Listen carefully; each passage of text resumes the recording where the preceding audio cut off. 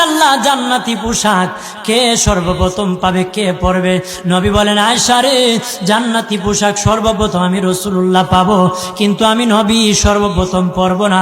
সর্বপ্রথম ইব্রাহিম খলিলুল্লাহকে জান্নাতি পোশাক পরানো হবে। কেন জানুনি? ইব্রাহিম নবীকে নমরুদের আগুনে যখন ফেলে দেওয়া হয়েছিল, দুনিয়ার সব ছেড়ে দিয়েছিল, বাড়ি ছেড়ে দিয়েছিল, সম্পদ ছেড়ে দিয়েছিল, মা বাবা ছেড়ে দিয়েছিল, এমনকি গায়ের জামা যখন খুলে নেয়, ইব্রাহিম কয়েক কাপড় ছেড়ে দিতে পারি, আমার আসমানের মালিককে ছেড়ে দিতে পারি না। ওই দিন আল্লাহ ইব্রাহিমের সাথে অঙ্গীকার করেছিল, ইব্রাহিম আজকে তোমাকে সকলের সামনে উলঙ্গ করে লজ্জায় ফেলে দিয়েছি ইব্রাহিম, তারপরে তুমি আমাকে ছাড়ো নাই। আমি কিয়ামতের দিন সকলের সামনে মুসলমান, বেঈমান, কাফের, নাস্তিক যারা তোমাকে উলঙ্গ করেছিল, তাদের সামনে আমি আল্লাহ আনুষ্ঠানিকভাবে তোমাকে কাপড় পরায়া দিব।